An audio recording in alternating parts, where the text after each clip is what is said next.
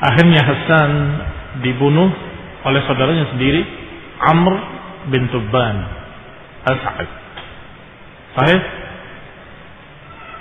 Atas dorongan teman-temannya dan orang-orang yang merasa capek sudah perang, berjalan perang terus ya, ekspansi sampai mereka merasa bosan, ingin kembali ke Yaman, sehingga membisiki Amr, kami akan menjadikan engkau raja, tapi syaratnya kau bunuh saudaramu itu Hasan. Sampai akhirnya dibunuh. Tetapi setelah pulang ke Yaman, Amr ibn Tubban As'ad beberapa lama nggak bisa tidur sama sekali, sampai dipanggil segala macam dokter, dukun, segala macam kuhan wal arrafin, semuanya nggak bisa ngobati. Sampai ada seorang yang berkata kepadanya bahwa penyakitmu ini menimpa setiap orang yang membunuh saudaranya. Maka ini karena sebabmu, kamu membunuh saudaramu sendiri, sekandung, sedarah, maka kamu ditimpa penyakit seperti ini. Dan ini menimpa setiap orang yang seperti itu keadaannya. Maka dia menyesal dan jengkel kepada mereka-mereka yang pernah mendorong dia untuk membunuh saudaranya. Panggil semua, kemudian dipenggal satu persatu, dibunuh mereka satu persatu, karena raja ini jengkel pada mereka yang membujuknya, yang mendorongnya untuk membunuh Hasan. Kecuali satu orang. Siapa? Diru'in. Siapa? Diru'in. Kenapa? Karena dia sudah menulis dan sudah dititipkan kepada Amr. Dinasihati nggak mau, dia tulis, sampaikan kepadanya. Maka ketika dipanggil dan akan dibunuh, dia berkata, "Inni li indi indaka bara'ah." Aku punya perlepas dirian yang ada padamu. Padaku, kata Amr. Iya, ada padamu. Mana? Yang aku titipkan dulu. Ternyata dibuka titipannya, berbunyi bahwasanya kalau sampai mereka membunuh Hasan, aku berlepas diri daripadanya. Dan sungguh nikmat orang yang tidur dengan nyenyak tanpa memiliki sesuatu, dan sungguh mereka nanti akan susah tidur karena apa yang mereka lakukan. Maka dia menyatakan, engkau telah benar, engkau telah sadak. Sampai halaka Amr, sampai meninggalnya Amr bin Tubban As'ad. Tetapi ketika meninggalnya Amr bin Tubban As'ad, Amr Himyar merija, urusan kerajaan Himyar kacau balau, watafarraqu, dan bercerai-berai. Sampai itu. Baik. Bismillah wassalatu wassalamu ala Rasulillah wa ala alihi wa sahbihi wa mawala wa ba'd. Qala Ibn Hisham rahimahullah, fawasada alaihim rajulun min Himyar lam yakun min buyutil mamlakah. Karena sudah tercerai-berai kerajaan Himyar di Yaman, maka datanglah seseorang laki-laki yang segera menguasai dan memanfaatkan keadaan, yaitu seorang yang bernama Lakhni'ah Yanuf Dhu Shanair, atau kadang dibaca oleh mereka Dhu Shanair. Faqatala khiyarahum wa abatha bi buyuti ahli mamlakati minhum. Orang ini yang kemudian membunuh semua turunan kerajaan, keluarga kerajaan, dan kemudian berfoya-foya dengan semua harta benda kerajaan. Karena memang orang ini orang fasik. Wa kana Lakhni'ah imra'an fasiqan. Lakhni'ah adalah seorang yang fasik, bahkan ya'mal 'amala qaumi Lut, bahkan dia memiliki penyakit homo, penyakit yang dia tidak suka pada perempuan, sukanya sama laki-laki, laki-laki suka dengan laki-laki. Dan ini seperti kaum Lut yang Allah binasakan mereka. Allah azab mereka dengan diangkat desa mereka dan kemudian dikembalikan dalam keadaan terbalik, terhempas, sampai sekarang tanahnya dalam keadaan berbentuk danau, tertutup air, yang airnya sangat asinnya, yang tidak ada kehidupan sedikit pun. Itu pengaruh adab yang pernah diturunkan kepada kaum Lut karena perbuatan mereka, yaitu perbuatan homo. Maka Lakhni'ah ini adalah seorang yang fasik dan beramal dengan amal kaum Lut, homo. Fab'atha ila Zur'ah bin Nuwas ibn Tuban As'ad. Maka dia memanggil salah satu turunan raja yang tersisa, masih muda belia, namanya Zur'ah. Zur'ah atau dijuluki dengan kunyah Zinuwas ibn Tuban As'ad, saudaranya Hasan ibn Tuban As'ad. Wa kana sabiyan saghiran hina qutila Hasan. Dulu ketika Hasan dibunuh, Zur'ah ini masih kecil. Karena masih kecil tidak dihitung. Sehingga ketika Amr juga meninggal, dia belum ngerti apa-apa. Sampai akhirnya dikuasai oleh si fasik ini yang bernama Lakhni'ah. Ternyata berangsur-angsur besar menjadi pemuda yang ganteng. Thumma shabba ghulaman wasiman dahaibatin wa aqlin. Maka si Zur'ah ini menjadi seorang pemuda yang gagah, memiliki badan yang tegap, bagus dan cerdas. Falamma atahu rasuluhu arafa man yuridu minhu. Karena cerdasnya ketika datang utusan raja fasik, kamu diundang, dipanggil oleh raja. Langsung dia paham, pasti urusannya itu. Karena dia senang dengan anak-anak muda yang ganteng, karena dia homo. Maka dia langsung paham. Fa'aqada sikinan hadidan latifan. Maka dia ambil pisau yang tipis tapi tajam.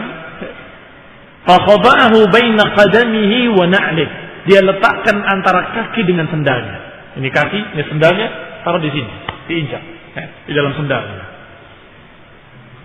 Tsumma atahu, kemudian dia memenuhi panggilan raja.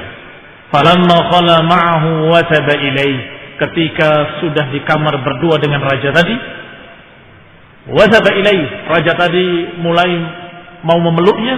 Fawatabahu Dzunnuwas, maka Dzunnuwas lebih cepat menikamnya dengan pisau yang dia ambil dari kakinya.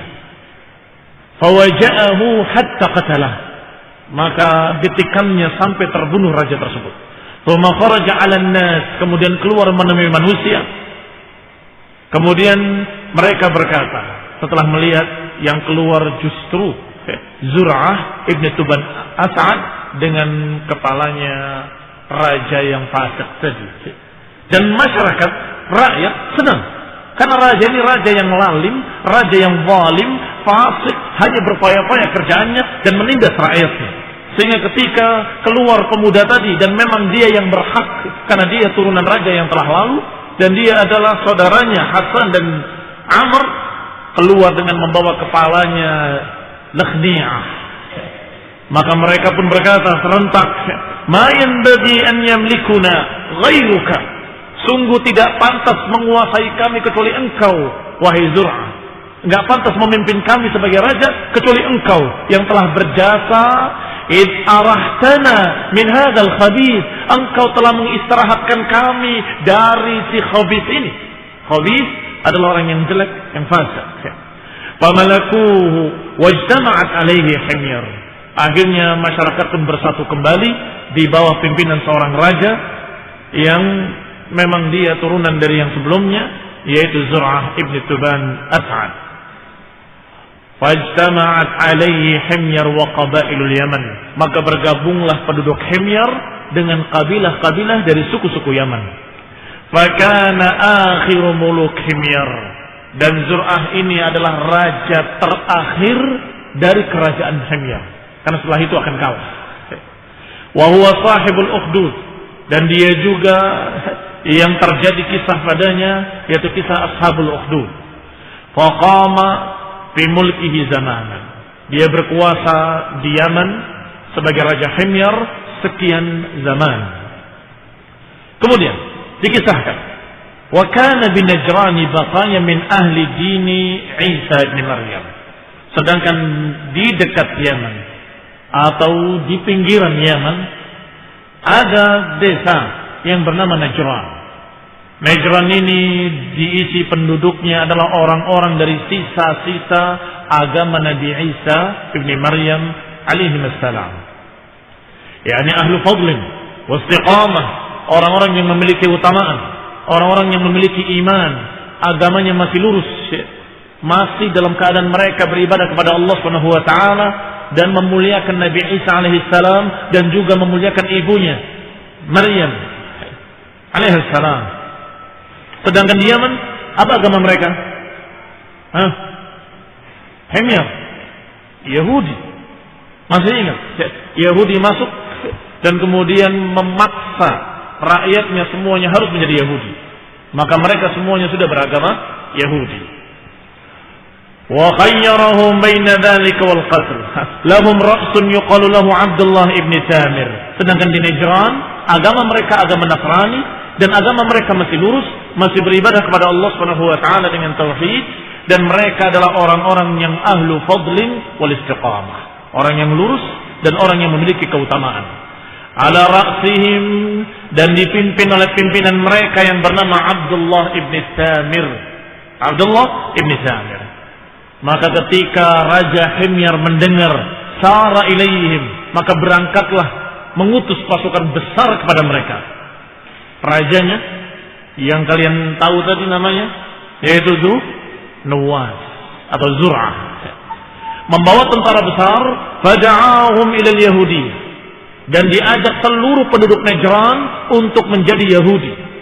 Wa khayyarahum baina dzalika wal qatl, dan memaksa mereka, memilih mereka atau memberikan pilihan antara dua, mau menjadi Yahudi atau dibunuh. Faqadda lahum ukhdud, maka digali parit-parit dan kemudian dipaksa mereka untuk masuk Yahudi, kalau tidak maka dibakar dalam api. Faqarraqa man harraqa bin-nar, maka dibakarlah sebagian mereka dengan api, wa qatala bis-sayf, dan sebagian lain dipenggal dengan pedang-pedangnya, wa mutila bihim, bahkan sebagian mereka dicacati. Ini bukan hanya dibunuh, tetapi dipotong tangannya, dipotong telinganya, dipotong hidungnya. Hatta qutila minhum qariban min 20,000, hingga terbunuh di kalangan mereka hampir 20.000 orang, dibantai habis oleh pasukannya Nuwas. Fafidi Nuwas dzalika wa junudihi anzalallahu ta'ala ala rasulih. Maka kisah inilah yang diisyaratkan oleh Allah Subhanahu wa taala, yang Allah turunkan wahyunya kepada nabi kita Nabi Muhammad sallallahu alaihi wa ala alihi wasallam. Allah katakan qutila ashabul ukhdud an-nari dzatil waqud idhum 'alaiha qu'ud.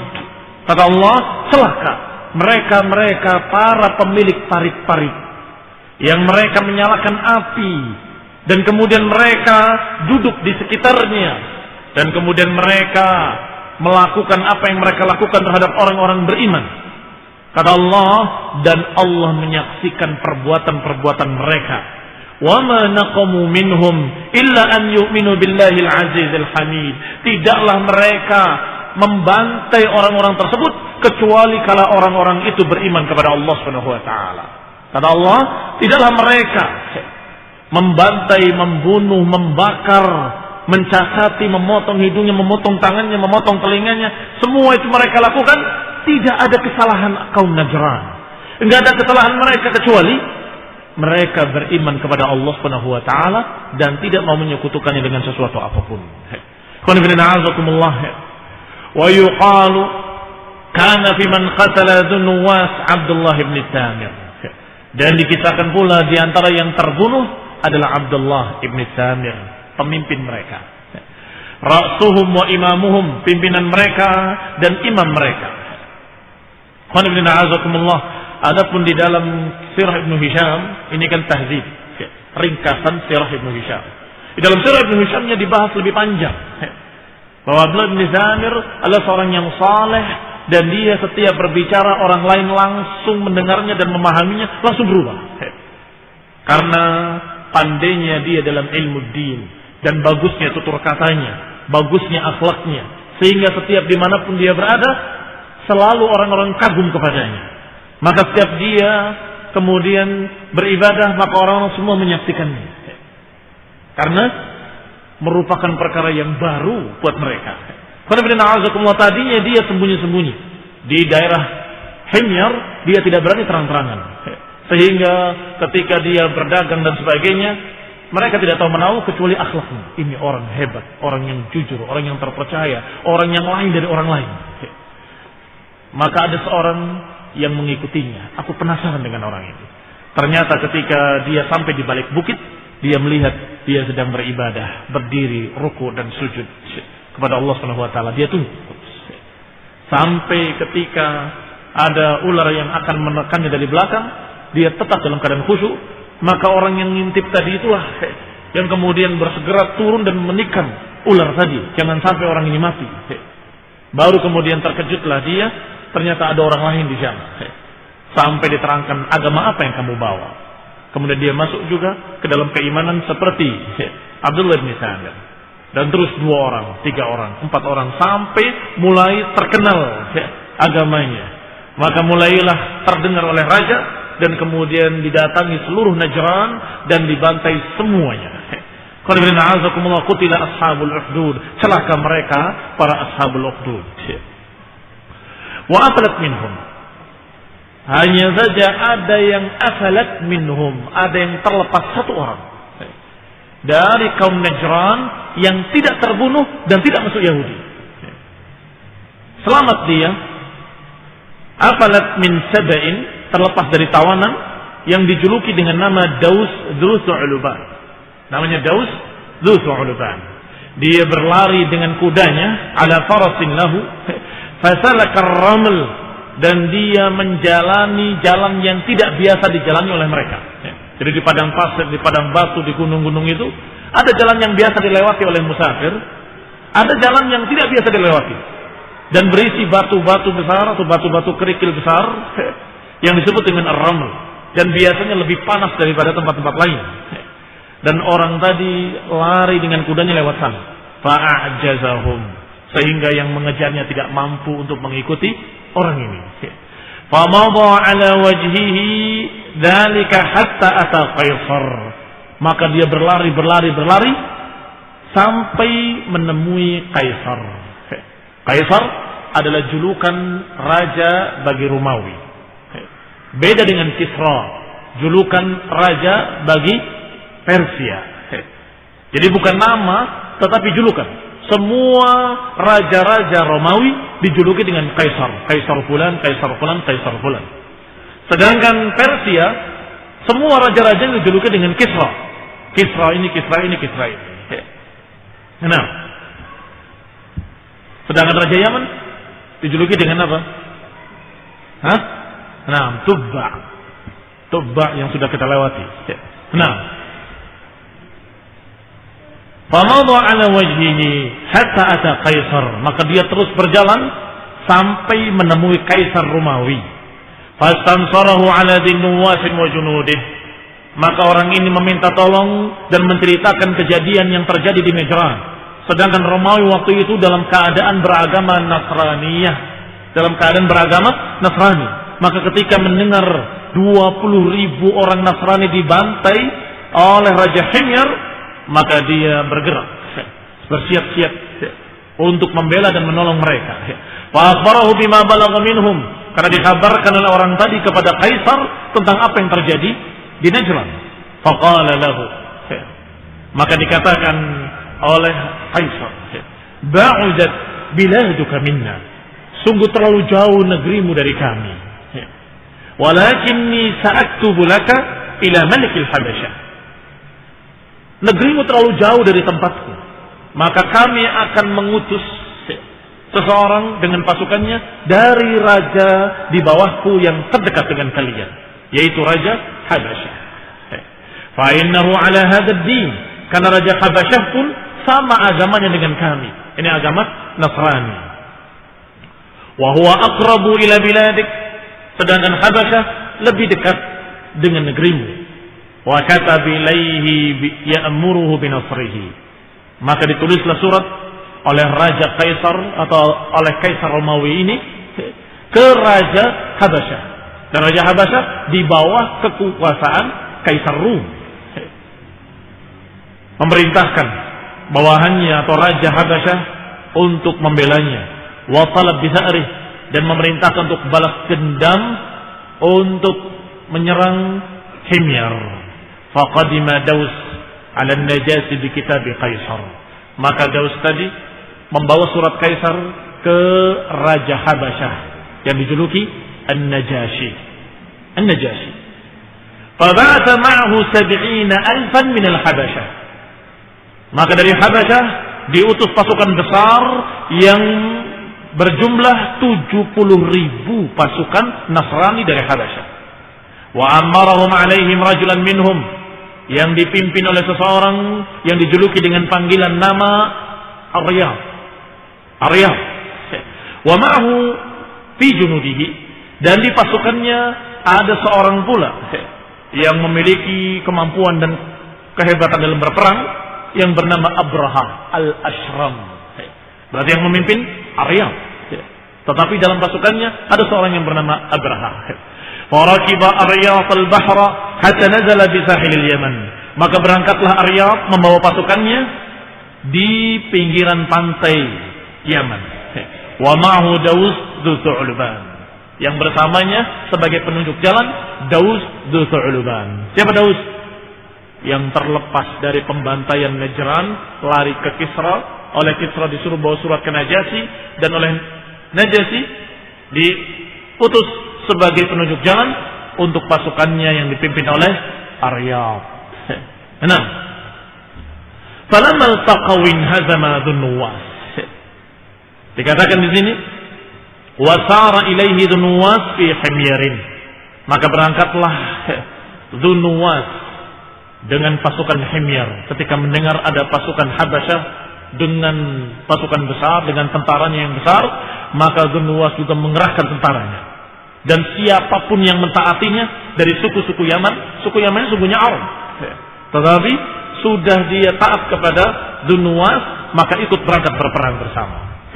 Falammal taqaw, maka ketika bertemu dua pasukan besar, pasukan Himyar dengan Dzunnuwas dengan pasukan Habasyah yang dipimpin oleh Aryab, maka bertempurlah keduanya. Falamma taqaw hazama Dzunnuwas wa ashabuhu, maka ketika bertempur kalahlah Dzunnuwas dengan pasukannya. Berarti yang kalah adalah pasukan Himyar. Berarti yang menguasai di Yaman sekarang siapa? La yansuranna ardakumul Habash, kata si dukun kemarin. Kalian akan dikalahkan oleh Habash. Ini dimaksud Habasyah, pasukan Habasyah. Falamma ra'a Dzunnuwas ma nazala bihi wa biqaumihi wajjaha farasahu fil bahr. Maka Dzunnuwas ketika melihat pasukannya kalah dan pasukannya pontang-panting berantakan, maka dia pun lari dengan kudanya sampai ke lautan. Tsumma darabahu fadakhala bihi faqada bihi dahdah al-bahr. Maka dia lari terus ke lautan dan kudanya sudah mulai tidak bisa berlari, masih dicambuk lagi untuk berlari ke tengah lautan. Hatta afdha bihi ila ghamrihi, sampai dia tenggelam bersama kudanya dalam lautan. Fa adkhalahu fi wa kana akhirul ahdi bihi, dan itulah akhir perjalanan Dzunnuwas, bahkan akhir perjalanan Raja Himyar. Maka dengan matinya, bunuh dirinya orang ini, berakhir sudah kerajaan Himyar berganti dengan kerajaan Habasyah. Wa dakhala Aryatul Yaman famallakaha. Maka pasukan Habasyah yang dibimbing oleh Aryab menguasai Yaman dan menjadi raja Yaman. Faqama Aryab bi ardil Yaman sinin fi sultani dzalik. Maka dia memimpin Yaman dan menjadi raja Yaman bertahun-tahun. Tsumma naza'ahu fi amril Habasyah bil Yaman Abraha. Maka pada suatu hari mulai diganggu kerajaannya oleh bawahannya yang bernama Abraha. Abraha al-Habashi hatta tafarraqat al-Habasyah 'alaiha. Mulai dihasut hingga sebagian tentaranya ikut Aryab dan sebagian tentara ikut Abraha. Fanhaza ila kulli wahidin minhuma ta'ifatun minhum. Maka mulai merapat masing-masing kelompok kepada pemimpinnya. Satu golongan mengikut kepada Aryab, satu golongan merapat kepada Abraha. Thumma sara ahaduhuma ila al-akhar dan kemudian satu kelompok dengan kelompok yang lain saling bertikai sampai hampir berperang. Falamma taqarraba an-nas arsala Abrahatu ila Aryab. Ketika sudah mulai genting dan hampir terjadi pertempuran yang sama-sama dari Habasyah, pertempuran yang sama-sama dari orang-orang yang diutus oleh Kaisar, mulai Abrahah berkata, mengutus utusannya untuk menyampaikan pesan. Innaka la tasna' bi an talqa al-habasyatu ba'daha bi ba'd hatta tasniha syai'an. Engkau jangan melakukan hal yang gegabah yang akan menyebabkan perpecahan pasukan Habasyah, yang akhirnya akan menghilangkan mereka semuanya, hancur. Kalau mau, fabruz ilayya. Kalau mau, perang tanding bersamaku. Kamu lawan saya. Kalau kamu yang menang, semua pasukanku ikut kamu. Dan kalau saya yang menang, semua pasukanmu harus taat padaku. Tidak ada korban kecuali imma kamu dan saya. Ini ide dari Abrahah agar tidak terbantai pasukan Habasyah sebagian dengan sebagian yang lain. Qala fa ayyuna asaba sahibahu ansarifu ilaihi junduh. Maka siapapun yang terbunuh dari kita berdua, maka tentaranya bergabung dengan yang menang. Fa arsala ilaihi Aryab. Maka Aryab membalas suratnya, membalas utusannya dengan jawaban, ansafta, engkau telah berkata bijak. Usulanmu sangat bijaksana. Fa kharaja ilaihi Abraha wa kana rajulan qasiran lahiman. Maka terjadilah perang tanding antara dua orang ini, disaksikan dua pasukan tentara. Pasukan tentaranya Aryab dan pasukan tentaranya Abraha. Dan di tengahnya Abraha dengan Aryab bertanding, dan Abraha adalah seorang yang pendek, gemuk. Lahim. Lahim itu gemuk, banyak laham, banyak dagingnya, dan qasir, dia pendek. Wa kana dza dinin fin nasraniyah. Hanya saja dia lebih santri. Istilah mereka lebih beragama atau lebih beragama daripada Aryab. Wa kharaja ilaihi Aryab wa kana rajulan jamilan 'aziman tawilan. Adapun Aryab mulai keluar dia dari pasukannya, siap untuk perang tanding dalam keadaan seorang yang tinggi, gagah.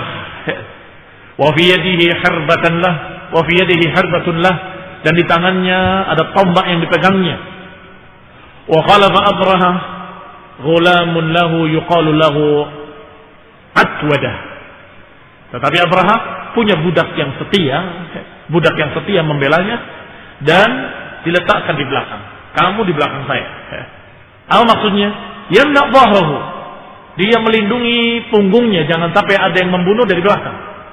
Kamu lindungi saya dari belakang. Fa rafa'a Aryab al-hirbah fa daraba Abraha. Maka mulailah perang tanding antara Aryab dengan Abraha, sampai ketika Aryab menikamkan tombaknya ke muka Abraha, yuridu yafuqahu, inginnya menombak. Yafuq itu yang ada tepat di atas kepala, ubun-ubun.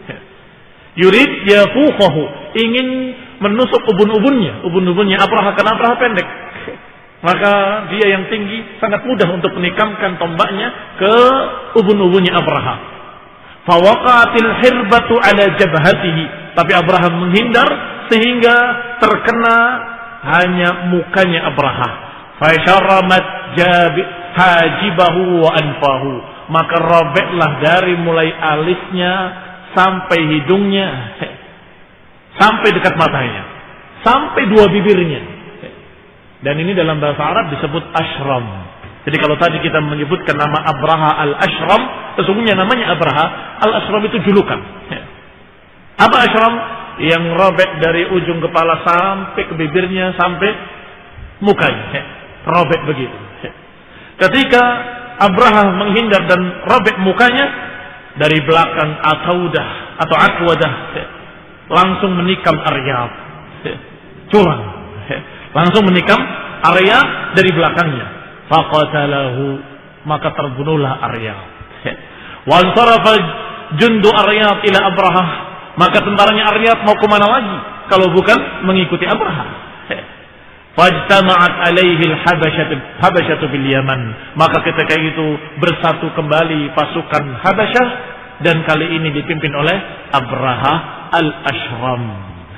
Nah, nasallahu taufiq wal afiyah. Kita lanjutkan insyaallah pada kisah mendatang biidznillah taala. Kalau kalian ingat lanjutannya atau kalian ingat apa yang hari ini. Kalau lupa nggak bisa dilanjutkan. Mafhum syarat? Paham syaratnya?